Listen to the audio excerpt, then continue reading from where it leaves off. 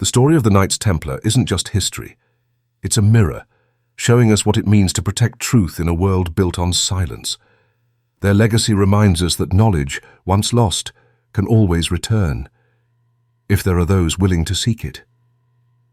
If this journey through time moved you, if you felt the echoes of their courage, their faith, and their unbroken light, then become part of that legacy. Help us keep these stories alive. Like this video to keep the flame burning. Share it so others can discover the truth hidden beneath history. Subscribe to Mysteries of Earth, where every chapter uncovers the forgotten, the forbidden, and the unseen. Because history isn't over. It's waiting for those who still listen. In the year 1119, Jerusalem was a city of tension, holy to three faiths, torn by centuries of war, and walked upon by countless souls searching for redemption. Pilgrims from Europe crossed deserts and oceans to see the city of God, yet few ever returned. Bandits haunted the roads. Armies fought not for faith, but for gold and dominion. Amid this chaos, a small group of knights, only 9 men, took an oath that would echo through centuries. They were led by Hugues de Payens, a man of quiet conviction rather than glory. He gathered his companions not in royal courts or great cathedrals, but within the solemn walls of the Temple Mount, the ancient heart of Jerusalem. Their vow was simple yet absolute, to protect travelers on the road to the holy city, and to live by the code of poverty, chastity, and obedience. But beneath that vow lay something deeper, an idea. That discipline could be stronger than armies, and faith could be sharper than any sword. They had no banners, no wealth, no castles, just an oath and the white mantle they wore upon their armor, a blank canvas upon which their story would soon be written.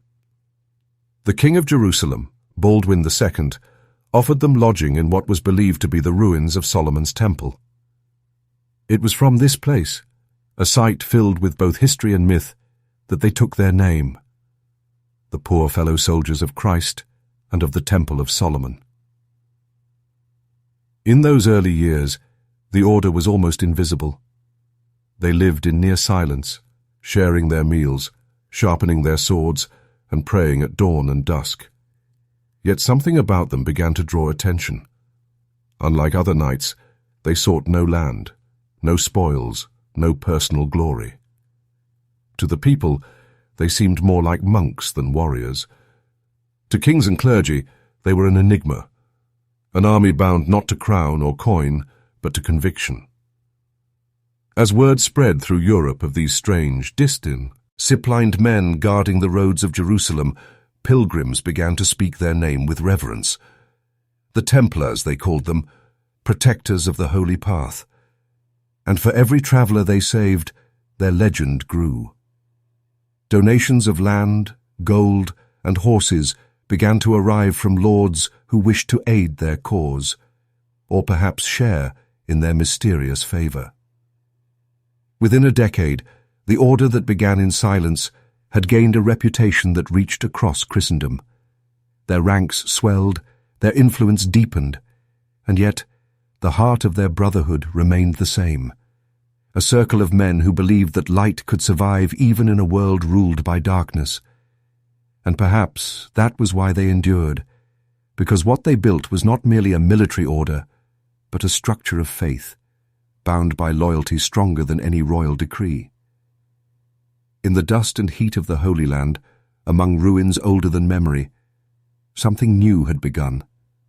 A network, a code, a mystery that would one day span continents.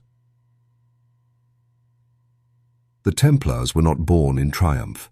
They were born in silence, a silence that concealed not weakness, but strength, a silence that would outlast empires. And as their white mantles caught the first light of dawn over Jerusalem, the world had no idea that history had just awakened its most enduring secret. For years, the Templars lived humbly within the sacred precinct of the Temple Mount, the most contested ground in human history. To the outside world, they were merely pious knights, devoted to protecting pilgrims and preserving the peace of the holy city. But behind those stone walls, something else was happening, something no chronicler ever dared to describe. They had been granted a remarkable privilege by King Baldwin II, permission to live within the very heart of ancient Jerusalem, a site once believed to be the resting place of the Ark of the Covenant. Beneath that mount lay the ruins of temples far older than any Crusader kingdom, layers of forgotten civilizations, each built upon the bones of another. And there, in the silent darkness under sacred stone, the Templars began to dig. For 9 years, they vanished from public record. No victories, no travels, no new recruits. Just a decade of quiet excavation beneath one of the holiest sites on earth. What were they looking for? The scriptures spoke of the Ark, the tablets of Moses, the lost treasures of Solomon. Some say they sought relics of divine power. Others whisper they were searching for something far more dangerous: knowledge. Ancient scrolls later recovered from monastic libraries mention mysterious tunnels beneath the Temple Mount, chambers lined with marble, sealed with iron, and filled with inscriptions in an unknown tongue. Whether these passages were real or imagined, no historian can say. But when the Templars finally emerged from that silence, everything had changed. Their status in the Holy Land was transformed almost overnight. A new pope recognized them as an independent military order, answerable to no king, no bishop, and no earthly power except Rome itself. Their wealth multiplied. Their influence reached across Europe. It was as if whatever they had found beneath the temple had opened, a door that could never again be closed. But perhaps the most curious sign of their discovery was not in gold or relics. It was in the way they began to think. The Templars started building fortresses with mathematical precision, designing codes of symbols, and introducing systems of record-keeping more advanced than any of their time. Their architecture reflected hidden geometry. Their ledgers were encrypted with strange marks, and their rituals began to include words and gestures that had no roots in traditional Christian practice.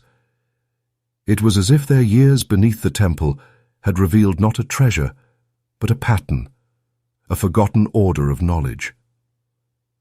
Even centuries later, when archaeologists explored beneath the mount, they found traces of ancient tunnels leading nowhere, abruptly sealed, as if someone had hidden their path forever. And so, the mystery remains. What did they uncover in that decade of silence? Was it the Ark itself, lost since the days of Solomon? A cache of forbidden writings from the time of the prophets? Or perhaps something even more profound, evidence that the sacred and the scientific were once the same truth? Whatever it was, the Templars guarded it with their lives. It shaped their destiny, empowered their rise, and perhaps sealed their doom. They left no words to explain it, only symbols carved into walls, faint echoes of a secret carried across centuries. And somewhere beneath those ancient stones, in the hollow chambers where sunlight has never reached, the silence still waits, keeping the oldest secret the world was never meant to know. When the first Templars left the Holy Land to return to Europe, they were no longer a handful of humble knights. They had become something far greater, an idea. What began as a vow of protection had transformed into a structure unlike anything the medieval world had ever seen, disciplined, incorruptible, and quietly expanding beneath the surface of kingdoms and crowns. By the middle of the 12th century, the white mantles bearing the red cross had become a familiar sight across Europe. From the ports of Marseille to the hills of Portugal, the Templars built commanderies, fortified estates that were more than mere barracks. They were centers of trade, agriculture, and administration, all connected through a vast internal network that functioned like a single living organism. Each Templar house answered to a regional master, who in turn reported to a central command. Orders moved across borders without interference from kings or bishops. Gold, grain, and information flowed along their routes with mathematical precision. Their discipline was unmatched, their secrecy absolute. In an age where communication crawled at the pace of a horse, the Templars managed to operate with the speed and unity of a modern state. But it was not their swords that made them powerful. It was their intellect. They invented systems of finance centuries ahead of their time. A pilgrim could deposit money in a Templar house in London and withdraw it safely in Jerusalem without ever carrying a coin. This innovation, written on coded parchment and sealed with their unique marks, became the first form of international banking. Kings soon realized that behind their vows of poverty, the Templars held immense wealth, not for themselves, but for their order. They lent money to monarchs, funded crusades, and stored the treasures of nobles who trusted no one else. Their fortresses became vaults, their ledgers, maps of invisible gold. Within a few generations, they controlled the financial arteries of Europe. And yet, their power was unlike any empire before them. The Templars owned no nation, swore allegiance to no throne, and built no capital city. Their loyalty was inward, to the order itself, to the code that bound them. They were everywhere and nowhere. To some, they seemed like monks with swords. To others, merchants with armies. But to those who looked deeper, they were something else entirely. The architects of a system that transcended borders. They built cathedrals aligned with the stars, constructed fortresses that mirrored celestial geometry, and trained not only in combat but in law, navigation, and languages. Their influence shaped the very infrastructure of medieval Europe, roads, trade routes, and the early frameworks of governance. For the first time in history, there existed an organization that could rival kings not by might, but by structure. An empire without borders, without a throne, and without a single ruler. But their brilliance carried a shadow. The higher they rose, the less they could be controlled. And in a world built on fear and hierarchy, such independence was dangerous. The Templars had become something no medieval power could tolerate: free. And as their banners flew over castles from France to Syria, an invisible empire stretched across the known world, silent, disciplined, and waiting for the moment when freedom itself would be seen as treason. In the centuries we now call medieval, the world seemed vast and fragmented, a patchwork of kingdoms divided by language, war, and fear. Yet within that fractured landscape, an invisible web began to form. Its threads stretched from England to Jerusalem, from the ports of Italy to the deserts of Syria. It was built not of silk or stone, but of trust, discipline, and secret knowledge. It was the world's first global network, and at its center stood the Knights Templar. For the first time in history, money, information, and protection could move across continents through a single organized system. The Templars, once seen as simple warriors, had become the architects of something far more enduring: a framework of global communication. Their commanderies, those fortified estates scattered across Europe and the Middle East, were not just homes for knights. They were nodes in a vast logistical network. Each house was a bank, a fortress, and a message hub, operating with precision that would not be matched for centuries. Inside, scribes maintained ledgers written in code, using symbols known only to the initiated. A deposit made in Paris could be withdrawn in Acre or Jerusalem through a secret system of marks, seals, and parchment slips, the ancestor of the modern check. This innovation did more than make travel safer. It changed the very nature of wealth. For the first time, gold could exist in two places at once, physically in one stronghold and symbolically in another. Kings and merchants began to rely on the Templars not just as protectors, but as bankers, accountants, and diplomats. Even royal treasuries were sometimes kept under the Red Cross seal, the ultimate sign of trust in an age of betrayal. But what made their network truly extraordinary was not just its financial reach, it was its structure. Every Templar route, every coded message, was designed to buy past traditional authority. No single kingdom controlled their communication lines. Their messages traveled through hidden symbols and shared prayers, through words that carried meanings only they could read. Along these routes, information traveled faster than any official messenger. The Templars knew which kingdoms were at war before their own kings did. They knew where famine was spreading, where ships had landed, where new alliances were forming. Knowledge became their true currency, a power far greater than gold. In time, they began to map the world itself. Pilgrim roads became trade routes, fortresses turned into waypoints. Across Europe and the Near East, a subtle geometry emerged. Lines of movement, nodes of exchange, all bound together by the same disciplined order. It was as if they were building not just a network of men, but a living organism that spanned nations. And within that design, there was a deeper idea, that unity did not need conquest, that a world could be connected by cooperation rather than domination. It is no exaggeration to say that this Templar network became the blueprint for everything that came after: the banks of Florence, the trade companies of Venice, even the global systems that define our age. They were, in a sense, the first to make the world smaller. Yet in the eyes of those who ruled, such independence was dangerous. Kings feared what they could not control, and somewhere in the silent corridors of power, plans began to form to break the very system the Templars had created. But for a time, brief, brilliant, and nearly forgotten, the Templars held the world's threads in their hands, and showed humanity that even in the Dark Ages, connection was the truest form of power. By the dawn of the 14th century, the Knights Templar stood at the height of their influence. Their white mantles had become a symbol of power and integrity, and their network of commanderies, banks, and fortresses stretched across Europe like veins of gold and stone. Kings borrowed from them, merchants relied on them, even the Church entrusted them with its treasure. And among those indebted to the Templars was a man whose hunger for control would change their destiny forever: King Philip IV of France. Philip was young, proud, and ruthless. History remembers him as Philip the Fair, not for his justice, but for his cold beauty, a ruler of icy composure, obsessed with authority. His wars with England and Flanders had drained the royal treasury. France, though outwardly powerful, was collapsing under the weight of its own ambition.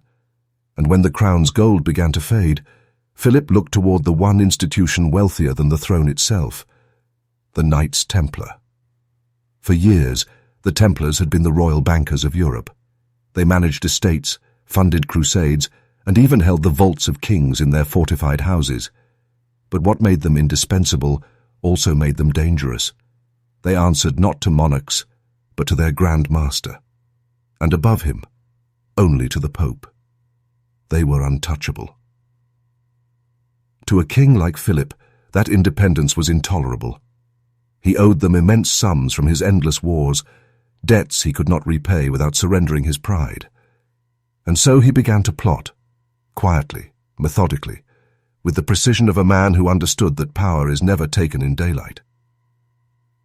In the years leading to 1307, a campaign of whispers began to spread through Europe. The Templars, it was said, practiced secret rites. They spat upon the cross. They worshipped a mysterious idol, a horned head called Baphomet. These rumors found their way into the ears of the faithful, carried not by truth, but by fear. Philip needed more than gossip. He needed legitimacy. And so he turned to the papacy. Pope Clement V, once his ally, became a pawn in the game. Under relentless pressure from the French crown, Clement agreed to allow an investigation into the Templar order, a decision that would ignite one of the darkest betrayals in religious history. The plan was executed with brutal precision. On the night of October 12, 1307, secret orders were dispatched to every corner of France. They were to be opened at dawn. And when the sun rose on Friday the 13th, the world changed. Templar commanderies were raided. Knights were dragged from their beds, bound in chains, and accused of heresy before they could even understand their crime. Under torture, confessions were forced from their lips, the words Philip needed to justify his greed. But the truth was simpler. Philip the Fair did not fear heresy. He feared insolvency. He feared the idea that there existed a power greater than kings, a disciplined order that could not be bribed or controlled. And in destroying the Templars, he believed he could reclaim both his gold and his dominance. What he could not foresee was that by turning against the very men who built his fortune, he sealed not only their fate, but his own. For as the Templars burned in Paris, legend says their last Grand Master, Jacques de Molay, called out to Philip and the Pope alike, "Before a year has passed, both of you shall answer before God." And within that year, they did. It began like any other dawn. The bells of Paris tolled softly across the mist, calling the faithful to prayer. But on that morning, Friday, October 13th, 1307, the prayers would be for the condemned. Before the sun reached the rooftops, soldiers surrounded every Templar commandery in France. The king's orders were clear and absolute: seize them all. The same words echoed from castles to chapels, from vineyards to mountain fortresses. By nightfall, hundreds of knights, once the most trusted men in Christendom, were dragged in chains through the streets they once protected. The arrests were swift, calculated and merciless. No warning, no chance to flee. The Templar network, so disciplined and precise, had never imagined betrayal would come from the very heart of Christendom. But it had. In the dark halls of the royal prisons, the interrogations began. The air was filled with the stench of fear and smoke. Men who had faced Saracen blades and survived now faced a quieter kind of death, the death of their honor. Under the tools of the Inquisition, their faith was turned against them. They were accused of heresy, of spitting on the cross, denying Christ, worshipping idols, and performing unspeakable rites. And though many resisted, the cruelty of their captors knew no limits. Joints were dislocated, flesh torn, minds broken. After days of torture, even the bravest knights whispered what their torturers wanted to hear. They confessed to anything, hoping their words might end the pain. And yet, amidst that horror, something strange happened. The confessions, though forced, began to echo the same message: that there was a secret the Templars held, one that could not be spoken, a truth that the powerful feared. Outside the prisons, the people watched in silence. They had once cheered these knights on their way to Jerusalem. Now they turned their faces away, urges to ang bells not for triumph but for purification, as if faith itself were trying to wash away the stain of betrayal. In Paris, Jacques de Molay, the last Grand Master of the Order, stood before the tribunal. Years of leadership had made him a man of calm resolve. He denied the charges, even as the torches burned at his feet, but the verdict was already written. The king needed guilt, not truth. And so, on a grey March evening years later, Molay and his closest companions were led to a scaffold on the Ile de la Cité. Witnesses said he stood tall as the flames rose around him, calling upon God to judge the guilty, the Pope, the king, and all who had betrayed the order. And as the fire consumed him, those who stood nearby claimed to hear him speak one last curse, that within a year both his persecutors would stand before divine judgment. History records that they did. But what history cannot explain is what happened next. For though their leaders were gone, their castles emptied, and their names erased, something endured. Rumors spread of wagons fleeing Paris the night before the arrests, carrying gold, maps, and sealed parchments. Others spoke of Templar ships that vanished from the port of La Rochelle, entire fleets gone without a trace. Friday the 13th was meant to end them. Yet in that fire, something else began to move, quietly, invisibly, through the cracks of time. The Templars had been betrayed, but the world would learn that you can burn men, not ideas. And from the ashes of that cursed morning, a shadow began to rise, one that would never again bow to kings or priests. In the fall of 1307, while the trap closed around the Templars in France, a strange calm settled over the western coast. At the port of La Rochelle, the sea lay heavy and grey, as if holding its breath. To most it was an ordinary night, merchants preparing their ships, fishermen mending their nets. But beyond the harbour lights, something was stirring in secret. For years, La Rochelle had been one of the Templars' most important ports, a gateway between Europe and the wider world. Through it, their fleets carried pilgrims, supplies, and treasures from distant lands. Yet in the days leading up to their arrest, something changed. Witnesses later whispered of a quiet exodus, wagons arriving by moonlight, guarded convoys unloading heavy chests sealed with wax and iron. No one spoke. No one asked. On the night of October the 12th, as the king's men prepared their dawn raids, the Templar fleet vanished. 12 ships, fully crewed and provisioned, slipped into the Atlantic without a trace. When royal soldiers reached the port the next morning, they found only empty docks and swirling gulls. The sea had swallowed its secret whole. Where did they go? That question would haunt historians for centuries. Some believed they fled to Scotland, where the crown of England had no reach, and where Robert the Bruce, excommunicated by Rome, might have offered them sanctuary. Others claimed they sailed south, toward Portugal, a land whose kings had long been loyal to the order. But there are older, wilder stories. Tales of ships heading west, beyond the edge of known maps, carrying with them the order's greatest treasure. Not gold or relics, but something far more valuable. Knowledge.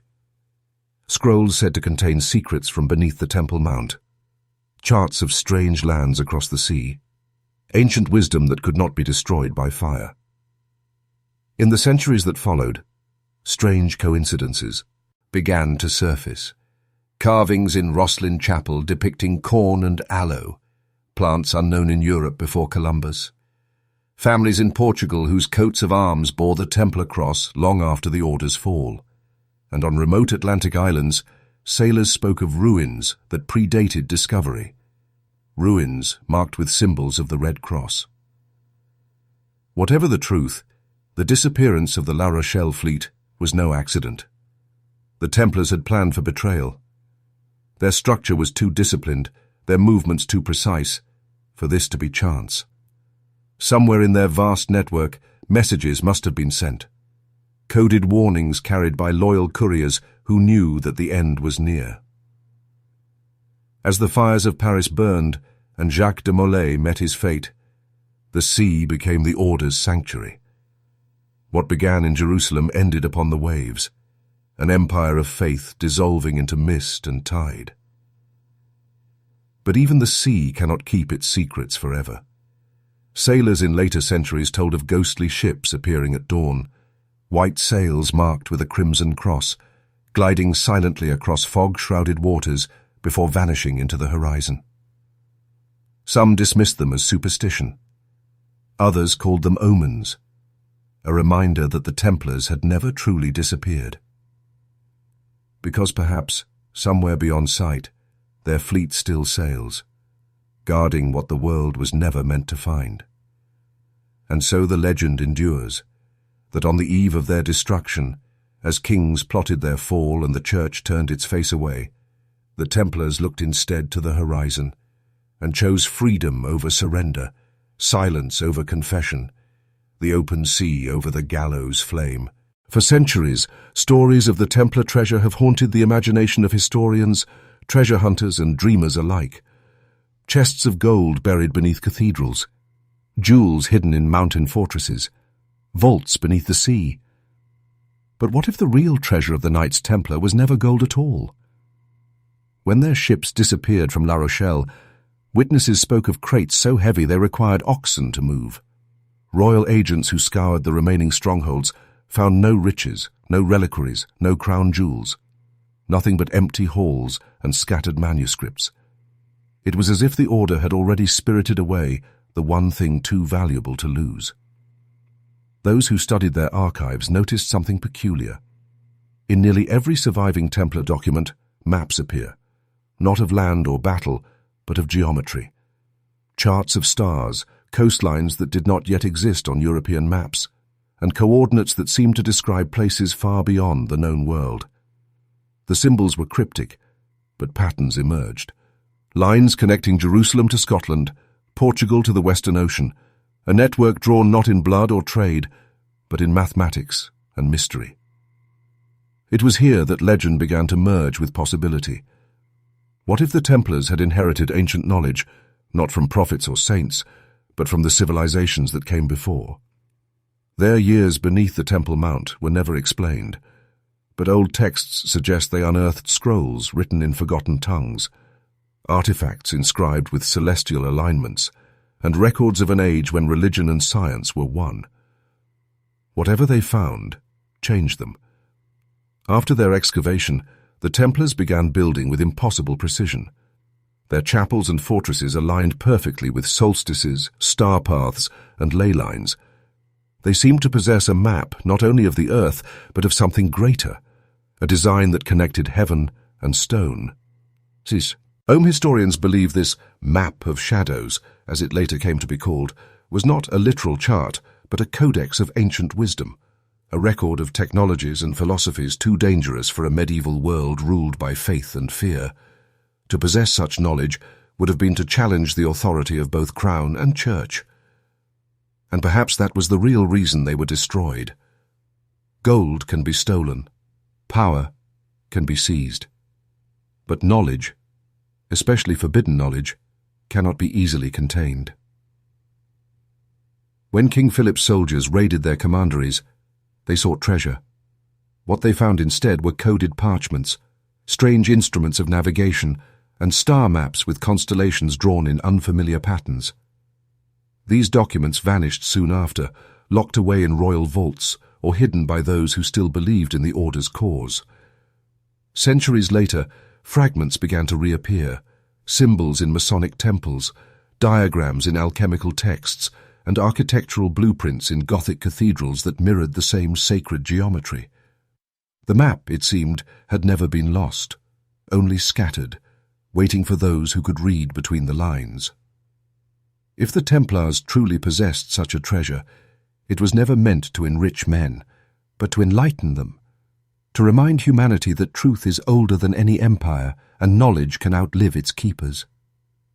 Perhaps somewhere in a vault beneath the earth or on an island no map dares to name, the remnants of that hidden wisdom still lie in silence, guarded not by swords, but by secrecy. And so the mystery remains. The Templars' greatest treasure was not what they carried away, but what they left behind. A question whispered across time, a map drawn in shadow, leading not to gold, but to understanding. When the Templar name was condemned and their banners torn down, most of Europe believed the order had vanished forever. Their fortresses stood silent, their lands absorbed by kings who once owed them everything. Yet far from the reach of France in the western kingdom of Portugal, their story took a different turn. It was there, in the land of explorers and saints, that the flame refused to die. King Dinis of Portugal had long been a friend and protector of the Templars. He had seen their discipline, their loyalty, and their contribution to the shaping of his young nation. When word came from Rome declaring the order heretical, Dinis did not rush to condemn them. He knew their true worth. And so, while France hunted the Templars like ghosts, Portugal quietly gave them sanctuary. But sanctuary alone was not enough. The Pope's decree demanded the dissolution of the order across all Christendom. To protect them, Dinis devised a plan as clever as it was daring. He would obey the letter of the Church, but not its spirit. In 1319, he petitioned Pope John XIV for permission to form a new order, one that would inherit the Templars' duties, lands and mission, but under a different name. The Church, eager to restore order, agreed. Thus was born the Order of Christ, a rebirth so quiet that most of Europe never noticed it happen. Beneath new symbols and titles, the Templars continued their work. Their castles reopened, their farms thrived, and their archives remained intact. The Red Cross still adorned their cloaks, altered only slightly to satisfy Rome's gaze. Their rituals, their discipline, their devotion to secrecy, all endured. The flame of the Templars had simply changed its vessel. From the quiet halls of Tomar, the new order guided Portugal's destiny. Its members trained explorers, mathematicians, and navigators. They studied the winds, the stars, and the patterns of the sea.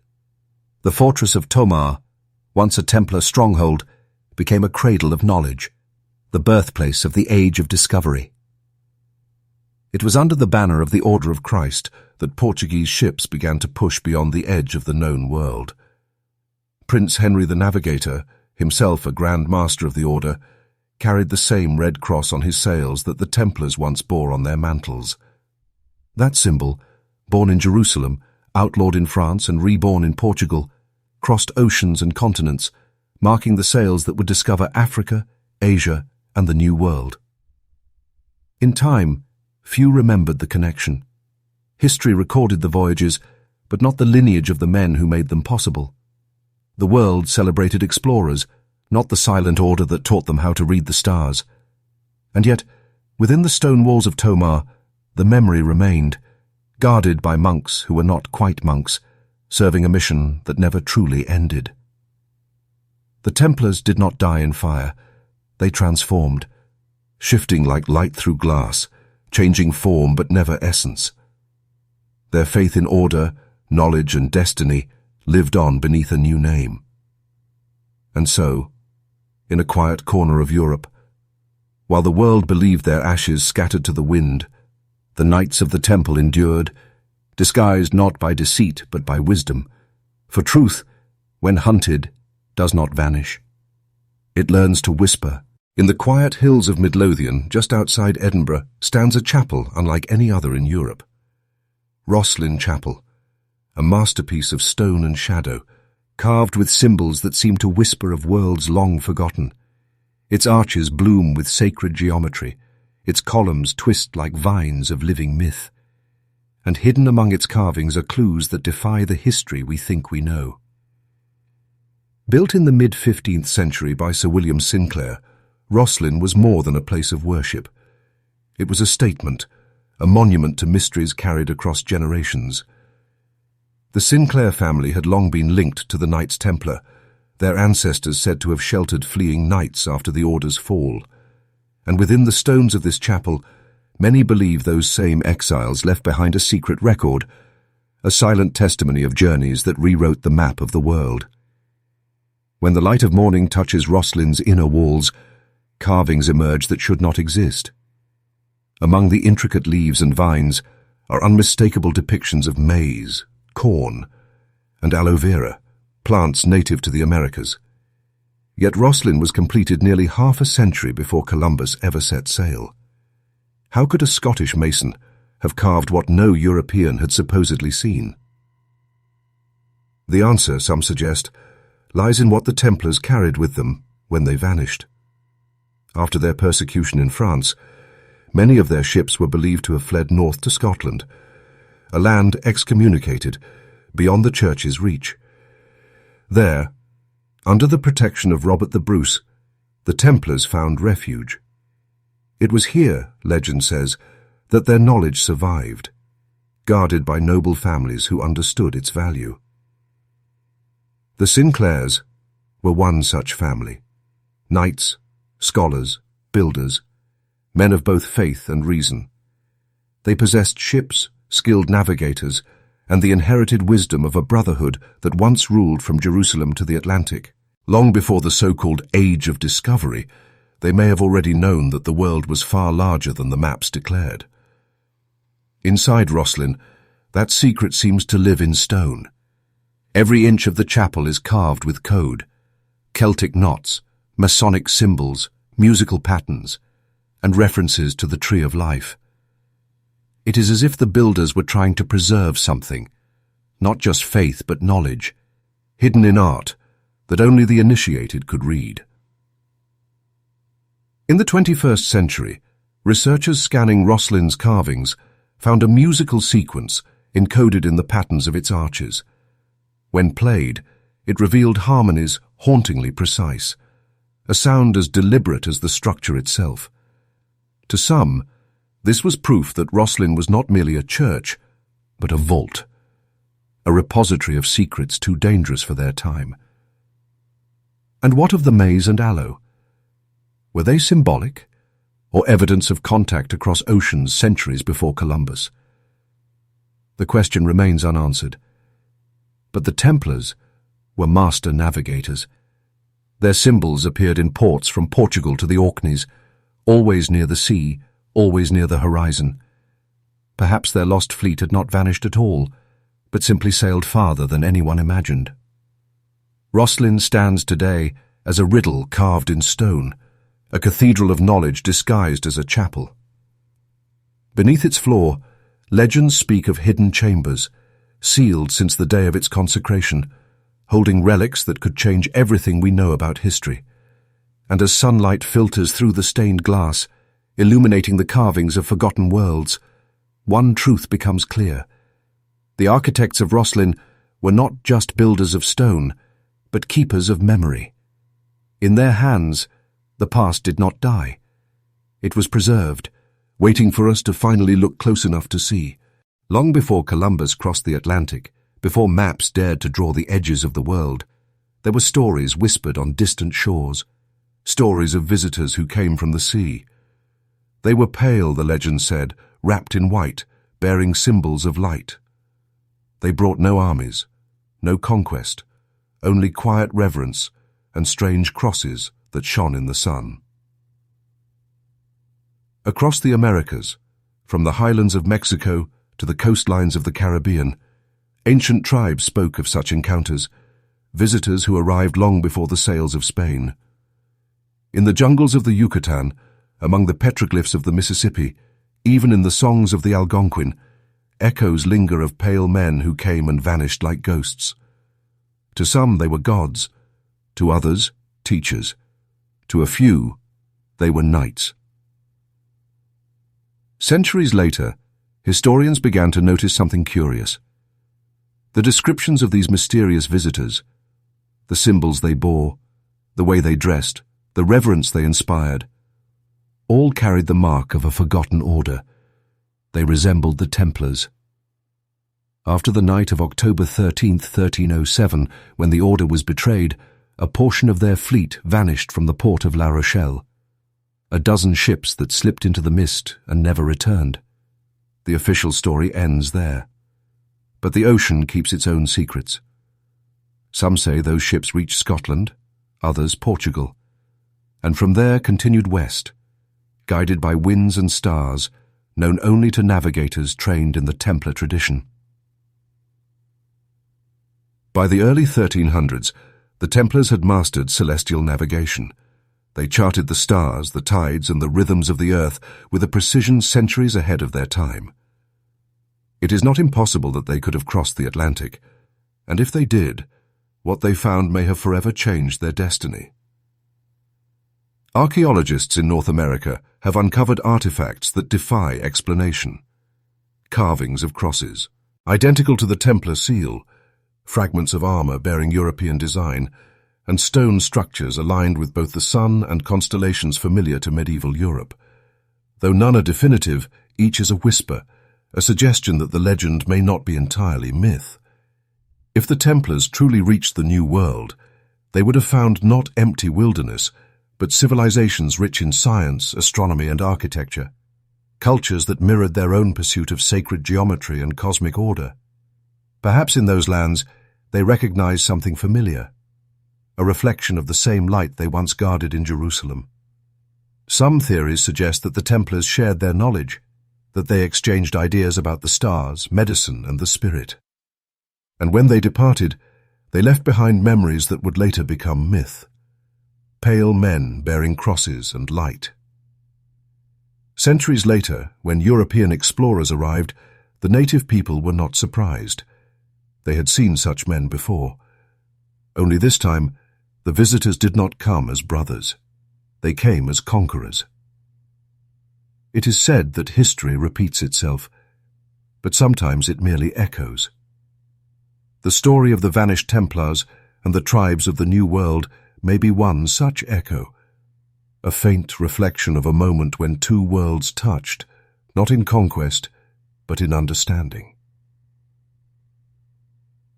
Whether they reached those distant shores or not, one truth endures. The Templars dreamed of a world without borders, a unity between faith and knowledge, between the known and the unknown. And perhaps, somewhere across the endless blue, their sails once caught the wind of destiny, carrying not soldiers, but seekers of light, into a new world that was never meant to be found. When an idea becomes too powerful, words are no longer safe. The Templars understood this better than anyone. After their fall, when speaking their truth could mean death, they learned to speak in silence, to hide meaning not in language but in form. Geometry became their refuge. Light became their voice.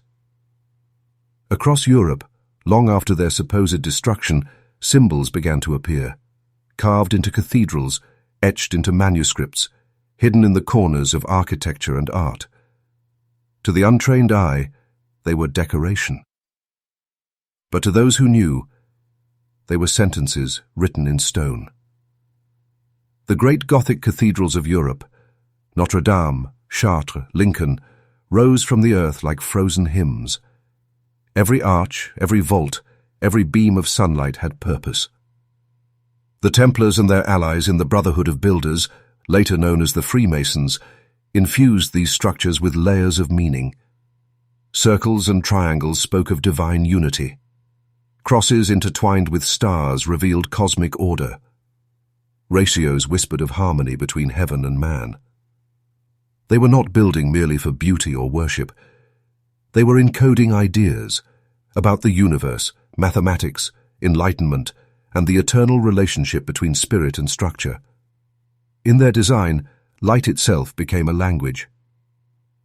As the sun moved, beams passed through stained glass, illuminating sacred geometry like living script. It was poetry written with architecture. Even in their absence, the Templars continued to speak. Their crosses, no longer borne on shields, appeared in the patterns of windows and doorways. Their sacred numbers, 3, 7, 13, echoed in the measurements of chapels and towers. The builders of the later centuries may not have called themselves Templars, but the designs they followed carried the same silent grammar, the grammar of light. In this hidden language, the circle represented infinity. I, God without beginning or end. The triangle, the trinity of matter, spirit, and mind. The square, the balance of earth and law. When combined, these shapes formed the key to a universal truth, that the divine could be expressed not through dogma, but through design. The Church may have silenced their voices, but not their vision. Through geometry, the Templars could pass their knowledge across generations, safe from the reach of kings and inquisitors. In Rosslyn Chapel, their message endures most clearly. Its walls are a library without words. Carvings of vines, stars, and knots wind together like sentences in an ancient script. Light spills through the windows at precise angles, illuminating hidden patterns only at certain times of year. A celestial calendar in stone. It is as though the chapel itself breathes in rhythm with the heavens. And perhaps that was the point. To teach that truth, like light, cannot be destroyed. It only changes form. The Templars knew that every age would face its own darkness. They understood that knowledge must sometimes go underground, hidden within art, architecture, and symbol, until the world is ready to listen again. Their monuments were not tombs, but testaments, reminders that understanding lies not in the words of men, but in the patterns of creation itself. Even now, when sunlight passes through a cathedral window and breaks into color across ancient stone, their message whispers once more that light, when divided, is not lost. It reveals everything. History remembers the Templars as warriors, armored men on horseback, cloaked in white, bearing the crimson cross. But behind their order Behind the fortresses and the swords, there was another presence, one almost erased by time. They were not knights, nor monks, nor soldiers. They were the silent guardians, women who carried the memory of the order when all else had fallen to ash. When the arrests began in 1307, it was not the knights who first saved the order's knowledge. It was those who could move unseen.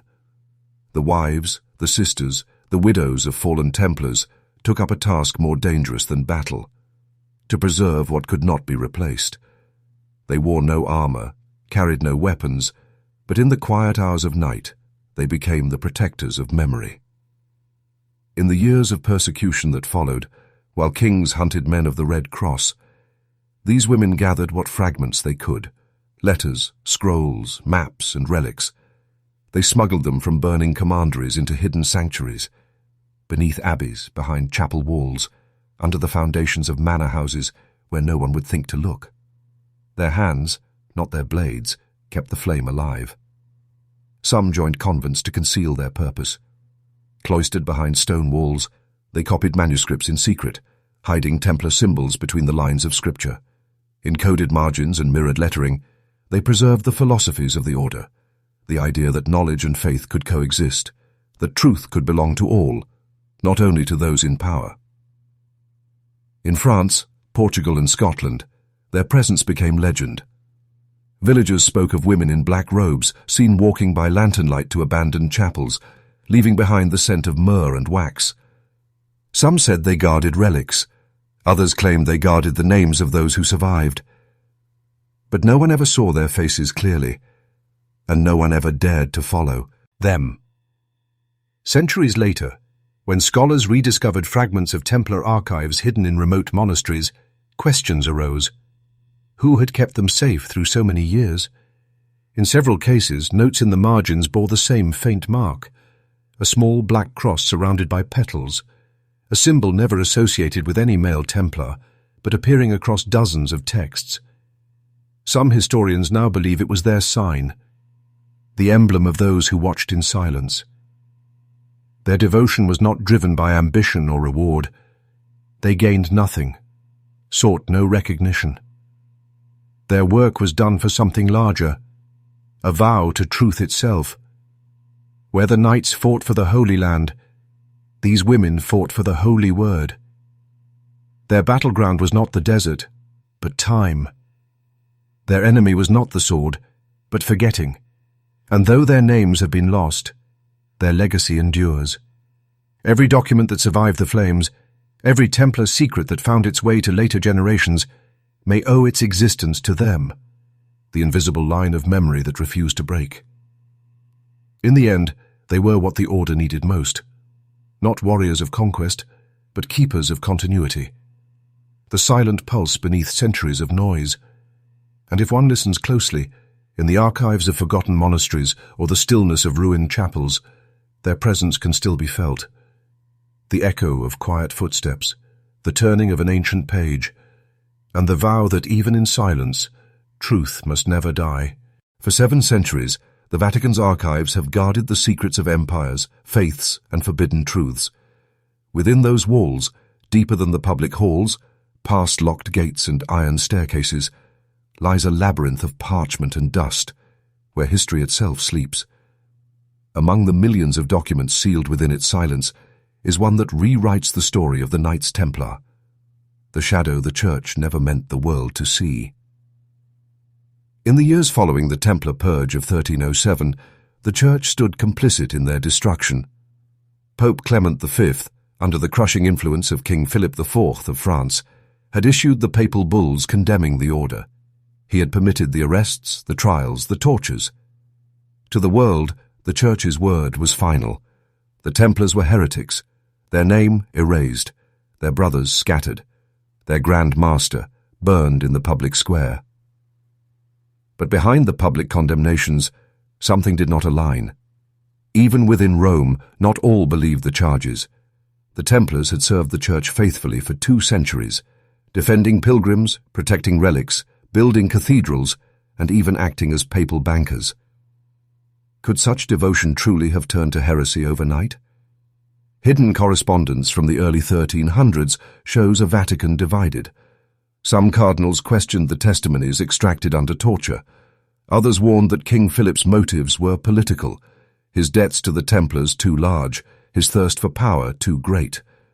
The Pope, caught between truth and survival, ordered a secret inquiry, one that would never see the light of day for hundreds of years.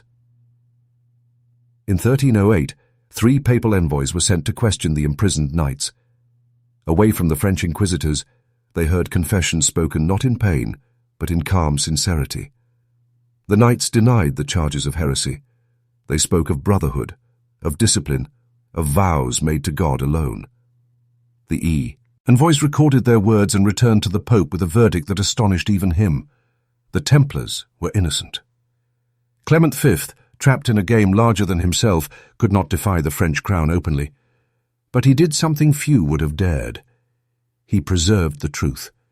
The report of absolution, known as the Chignon parchment, was sealed within the Vatican's secret archives, hidden away for centuries. A quiet confession from the Church itself that the Templars were never guilty. The parchment was forgotten, or perhaps intentionally buried, as history moved on. The order remained condemned, their legacy twisted into legend.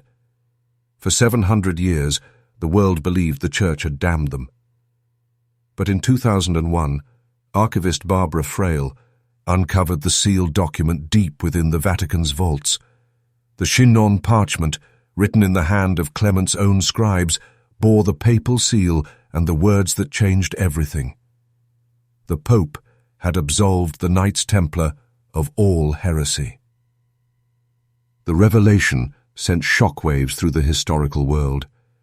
After 7 centuries, the truth had finally emerged from the shadows, not in rumor or myth, but in the ink of the very institution that had condemned them. It was too late for Jacques de Molay, too late for the thousands who perished under false accusation, but the truth had survived, quietly, within the same Church that once denied it. Perhaps that is the greatest irony, that salvation for the Templars did not come from rebellion, but from preservation. Somewhere deep beneath marble floors and candlelit corridors, absolution had waited patiently, sealed in parchment, waiting for the world to be ready to listen. And in that silence, the Vatican itself became the final witness, a keeper not only of faith, but of the guilt it could never quite confess. When the flames of persecution finally faded and the last known Templar banners were lowered, Europe believed the order was gone, a chapter closed, a memory buried beneath the ashes of heresy. But the truth, as it often does, survived in disguise. The Templars had always built systems, structures of secrecy, loyalty, and knowledge that could outlive any king or empire. And in the centuries that followed, those systems began to reappear, quietly, subtly, shaping the foundations of the modern world. In the 17th and 18th centuries, whispers began to rise from the lodges of Europe, societies of builders, thinkers, and philosophers who called themselves Freemasons. They gathered in candlelit halls, marked by symbols of compasses, squares, and pillars. Their rituals spoke of enlightenment, brotherhood, and the pursuit of hidden wisdom. To outsiders, they were craftsmen. To insiders, they were the inheritors of a forgotten code, a lineage that reached back to the Templars themselves. The connections were more than coincidence. The earliest Masonic records emerged from Scotland and Portugal, the very lands where the Templars had survived in secret as the Order of Christ. The symbols were familiar: the cross within a circle, the double-headed eagle, the sacred geometry of Solomon's temple. Their oaths echoed the same vows of silence, obedience, and service to truth above power. The architecture of Freemasonry was not new. It was a continuation. But what began as a hidden order of builders evolved into something far larger. The Masonic lodges became meeting grounds for revolutionaries and visionaries. In an age when monarchy and dogma ruled the world, these secret brotherhoods became sanctuaries for free thought. Within their chambers, the ideas of democracy, equality, and liberty took root. the very ideals that would one day ignite revolutions. In France, America, and across Europe, many of the architects of change shared a common bond. Washington, Lafayette, Bolivar, Franklin, all Freemasons. Their movements were not bound by crowns or borders, but by principle. The structures the Templars had once built to protect pilgrims now protected ideas, a spiritual crusade reborn in the language of politics and reason. Even their methods mirrored those of the ancient order. Hierarchies of rank, coded communication, sacred symbols, and secret initiations. The same architecture of discipline the Templars once used to command armies now governed the flow of enlightenment itself. Through symbols rather than swords, they shaped the age of reason. Yet beneath their noble ideals lay a lingering mystery. Had the Templars' knowledge, their sacred geometry, their hidden science, their maps of heaven and earth, survived in these new brotherhoods? Some believe it had. The cathedrals of the Middle Ages gave way to the temples of Masonry, where geometry still reigned as the highest expression of truth. Their lodges were laid out in precise alignments, east to west, mirroring the rising sun, just as the Templars' chapels once had been. Over time, their influence extended into governments, architecture, and philosophy. Their marks appear on currency, monuments, and the founding documents of nations. Even the layout of great capitals, Washington, D.C., Paris, London, bears traces of the same invisible hand, a geometry of power hidden in plain sight. The Templars may have vanished from the battlefield, but their blueprint remained, an unbroken chain of ideals that guided the transition from faith to freedom, from feudalism to fraternity. And perhaps that is their greatest legacy. They no longer wielded swords or built fortresses, but something far more enduring. Systems of thought, belief, and structure that could survive any empire, the Knights Templar. Gone. The brotherhood remained. And in the quiet chambers of modern power, their architecture still holds, unseen but unbroken, the geometry of truth. The Knights Templar began as a small band of men bound by faith, but what they built outlived both faith and sword. In their pursuit of order, not chaos of principle, not power, they created something far more enduring than an army or an empire. They built a blueprint. Centuries after their fall, that blueprint can still be traced, in the marble halls of banks, in the hidden chambers of parliaments, and in the coded rituals of secret societies. It was a design not for conquest, but for structure, a model for how human beings could organize around an ideal instead of a throne. Unlike kingdoms, the Templar order had no borders. Unlike the Church, it had no single head. They were stateless, an international network before the word even existed. Their loyalty was not to crown or coin, but to a cause, a sacred mission of service and preservation. That purity of structure gave them strength, and that same structure, refined and imitated, became the framework upon which modern civilization was quietly built. Consider the way they operated. Each Templar commandery managed its own affairs, yet answered to a higher chapter. Communication was swift, coded, and trusted. Wealth flowed through the system transparently, without corruption. Every man had his place, his duty, his silence. This was not chaos. It was the architecture of discipline. When the world burned their name, their ideas survived, migrating like invisible ink onto the parchment of the future.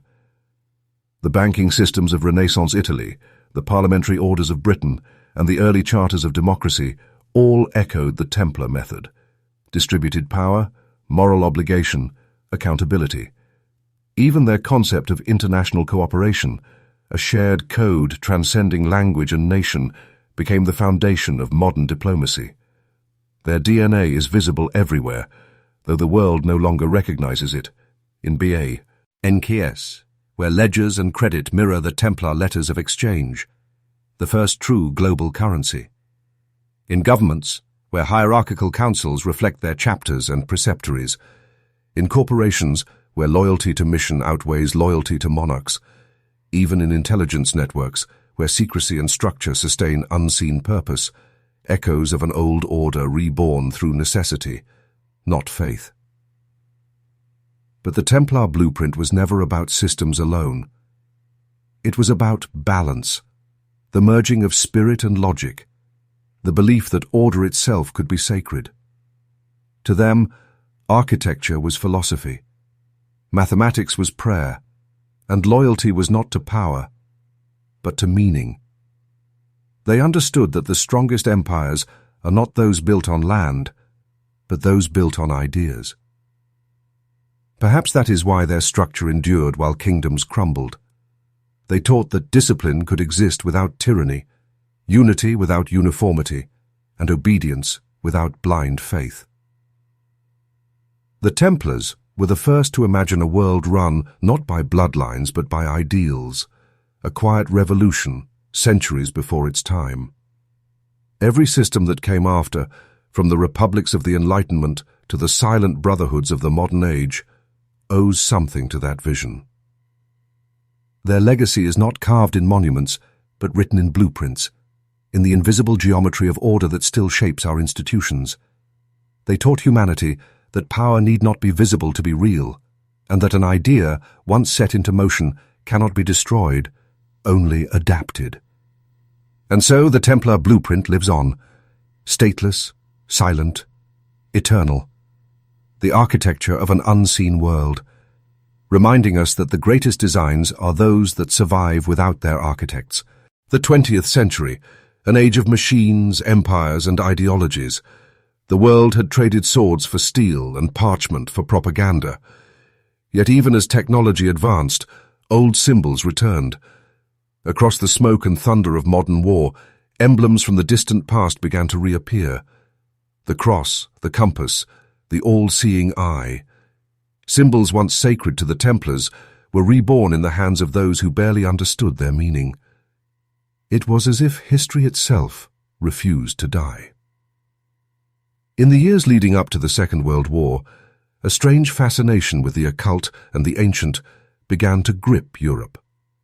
Archaeologists dug through ruins once guarded by crusaders. Secret societies revived the imagery of knights and sacred geometry. Governments, obsessed with power and destiny, sought in those forgotten orders a reflection of themselves. Disciplined, absolute, eternal. No one embodied this obsession more than the Nazi elite. Behind their brutal machinery of conquest lay a darker hunger. The pursuit of symbols and relics believed to hold mystical power. The swastika, an ancient sign of balance and the sun, was twisted into an emblem of terror. Expeditions were sent to Jerusalem, Egypt, and the Himalayas in search of what they called the knowledge of the ancients. And among their archives, the name of the Templars appeared again and again, as if their spirit still haunted the corridors of ambition. But what these modern seekers failed to understand was that the Templar code had never been about domination. It was about order, about light held in discipline, not control. The same structures that once guided men toward wisdom were now being inverted, used to justify destruction. The blueprint of balance had become a weapon of imbalance. Meanwhile, in quieter corners of Europe, other groups reclaimed the Templar legacy in secrecy, not to corrupt it, but to protect it. In the ash, as of the First World War, Freemasons and scholars tried to preserve what they believed to be the original principles: unity, knowledge, and moral restraint. Yet in a century driven by greed and fear, such ideals were fragile things. During the Second World War, both sides employed cryptographers who drew inspiration from the same ancient principles of coded communication once used by the Templars. Their systems of secrecy, encryption, and compartmentalized structure had become a modern science, born not from religion, but from necessity. It was as if the old order's methods had evolved with the times, now serving a different kind of battlefield. And when the war ended, those echoes continued. Intelligence agencies, financial institutions, and secret alliances all operated on models eerily familiar to historians of the medieval brotherhood. Stateless, hierarchical, loyal to ideals rather than nations. The Red Cross itself, once the Templar emblem of sacrifice, re-emerged, reborn as a symbol of humanitarian relief in the chaos of global conflict. Even in the modern age, their legacy was both shadow and mirror, used by those who sought to heal and those who sought to control. The same knowledge that once illuminated the Middle Ages now flickered in the cold light of modern warfare. Perhaps that is the danger of symbols. They endure longer than their creators, and in the wrong hands, their meaning can be twisted into its opposite. The Templars had built a language of order. The 20th century had turned it into a language of power. Yet somewhere beneath the noise of propaganda and politics, their original message still whispers that discipline must serve truth and knowledge must serve life. For even in the age of war, amid bombs and banners, the echoes of the Templars remind us that the oldest battles are never fought on fields. They are fought within the soul of mankind. Centuries after their ashes scattered to the wind, the Templars' ideas find themselves reborn, not in cathedrals of stone, but in the cathedrals of code. In the 21st century, a new order has risen, stateless, borderless, and built on principles that the Knights of the Temple would have recognized: discipline, secrecy, and trust through structure. This new brotherhood wears no armor. Its battlefield is not Jerusalem or Acre, but the vast, invisible expanse of the digital world. Here, in the circuits of computers and the cryptic language of blockchain, echoes of the Templar blueprint have reawakened, a philosophy that believes in freedom through order, loyalty without borders, and power through collective trust. The world they left behind has changed, but its challenges are strangely familiar. Authority has shifted from kings to corporations, from crowns to code. Information is the new gold, and encryption the new sword. The same struggle that once defined the Templars, the tension between control and liberation, between unity and tyranny, now plays out in cyberspace. At the heart of this transformation lies blockchain, a decentralized system with no ruler, no single center of command. Every participant is both servant and guardian, bound by a transparent code of conduct that no single hand can corrupt. It is the purest echo of the Templar structure, distributed, incorruptible, self-sustaining.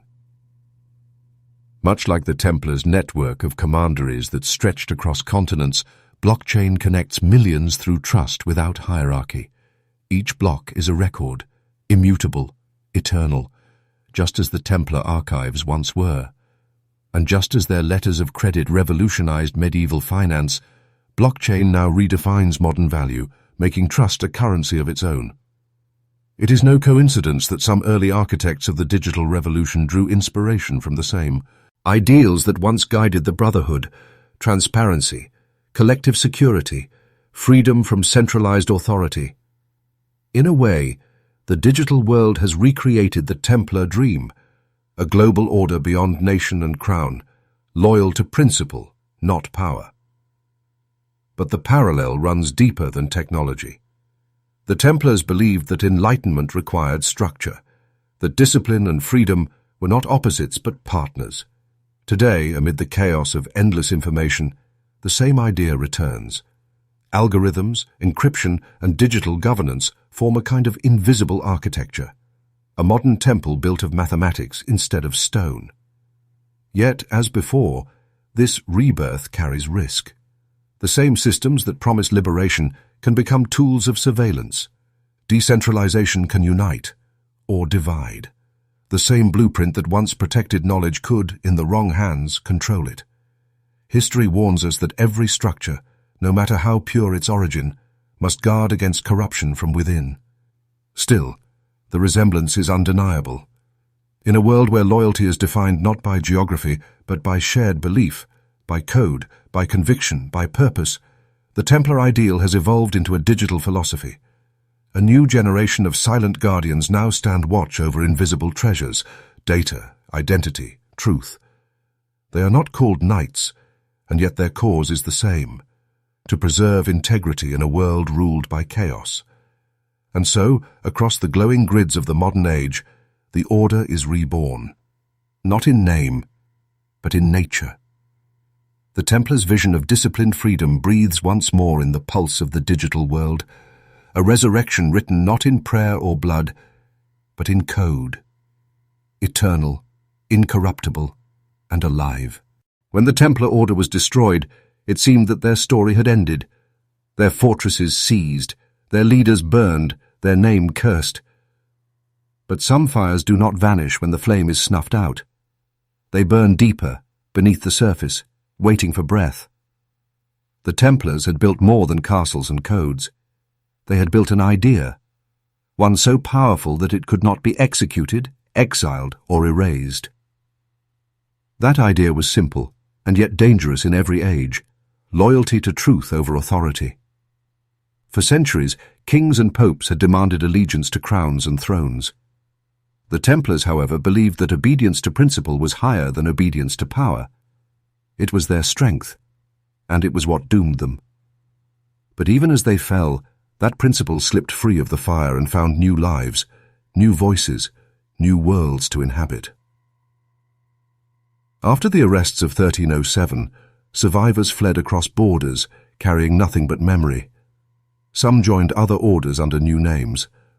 Others vanished into the fabric of European life: stonemasons, scholars, explorers, and philosophers. Their symbols, their discipline, their unyielding faith in truth began to weave itself into new forms.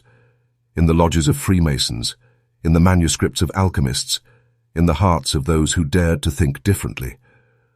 And though centuries passed, their spirit kept resurfacing, quietly, persistently, wherever people chose conscience over comfort. During the Renaissance, when minds broke free of dogma, the Templar spirit stirred in artists, architects, and scientists who risked everything for discovery. In the Enlightenment, when old empires trembled before new ideas of reason and liberty, that same spirit whispered again, a reminder that light, once found, must never be surrendered to darkness. They were no longer knights, no longer bound by steel or oath. They were thinkers, dreamers, and reformers. Their armor as conviction, their weapon was truth. What began as a brotherhood of warriors had become a lineage of minds, all guided by the same unseen compass. Even in our own age, their echo remains. Every time a voice rises against corruption, every time knowledge is defended against suppression, the Templar ideal flickers once more. It is not a matter of religion or allegiance. It is a matter of integrity, of standing for something even when the world demands silence.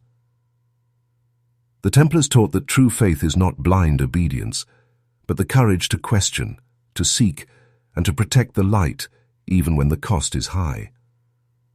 Their tragedy was that they lived in a world not yet ready for that truth. Their victory is that, centuries later, we still speak their name, not in fear, but in reverence. The world changes, but the need for guardians of truth does not. The Templar spirit lives wherever there are those who refuse to let the powerful define what is right, who refuse to let lies rewrite history, who stand, quietly, stubbornly, in defense of what is real. Their bodies turned to dust long ago, their order dissolved, their symbols stolen and remade, but their essence remains untouchable, an idea carried in the hearts of those who believe that knowledge must serve light, not darkness. And so their spirit endures, not in the sound of war drums, but in the quiet pulse of truth that no empire can kill. They began as knights of faith. They became knights of conscience. And though time has changed their form, the vow remains the same: to protect the light, even when the world forgets what it means to see. Centuries have passed since the last Templar banner was lowered, since their ships vanished into the fog, and their voices fell silent under the crackle of fire. Yet somehow, across the vast distance of time, something of them endures. Not the castles, not the treasure, but the spirit, the quiet, unyielding flame that no crown, no church, no sword could extinguish. The Templars began as men bound by oath, to protect the innocent, to defend truth, to stand firm in a world ruled by fear. But what they became transcended any order or creed. Their story, forged in blood and silence, became a reflection of humanity's oldest struggle, the fight between truth and power, between what is right and what is safe. Even as their name was cursed, the essence of their vow lived on.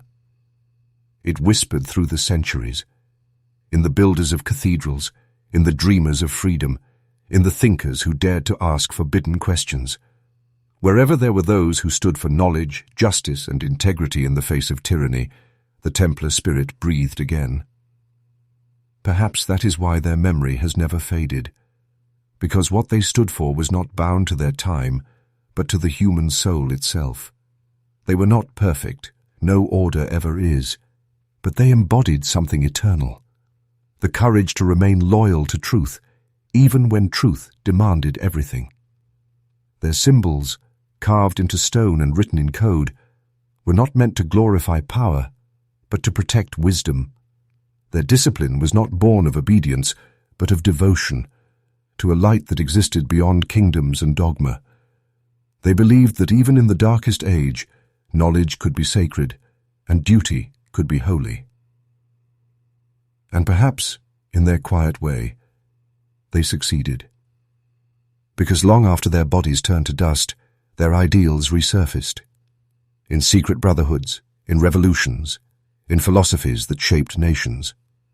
The world they dreamed of, one ruled by principle, not fear, still calls to us. Today, that same question they once carried still lingers in the air, like a whisper beneath the noise of our modern age. When the world turns its back on truth, who will guard the light? Every generation faces its own shadows. We build systems, break them, rebuild again, always searching for balance between freedom and order, between knowledge and control. The Templars, in their brief and turbulent existence, understood that balance better than most. They knew that faith without reason is blind, and reason without virtue is empty. Their legacy is not a secret treasure buried beneath the earth, nor a hidden map leading to gold. It is something far greater, the reminder that the flame of truth, once lit, cannot be extinguished. It passes quietly from one heart to another, from one age to the next, carried by those who dare to seek meaning over power. So when we look back at their story, the rise, the fall, the silence, we are not just reading history, we are hearing a call to remember that every era needs its guardians of light, its builders of order, its believers in something greater than fear. And though the knights themselves are gone, the flame they carried still burns, in the hearts of those who choose truth over comfort, courage over silence, and light over darkness. For as long as there are those willing to stand for what is right, the Templar fire will never truly go out. The Templars may have vanished from history's pages, but their light still flickers, in symbols, in silence, and in us. Because truth never truly dies, it only waits to be remembered. If this story spoke to you, if you felt the echoes of their courage and the fire they carried, then let that light continue to burn, like the video to honor the forgotten. Share it, so their story lives on. Subscribe to Mysteries of Earth, and join us on our journey through the shadows of time, where every mystery brings us closer to the truth. Because some lights were never meant to go out,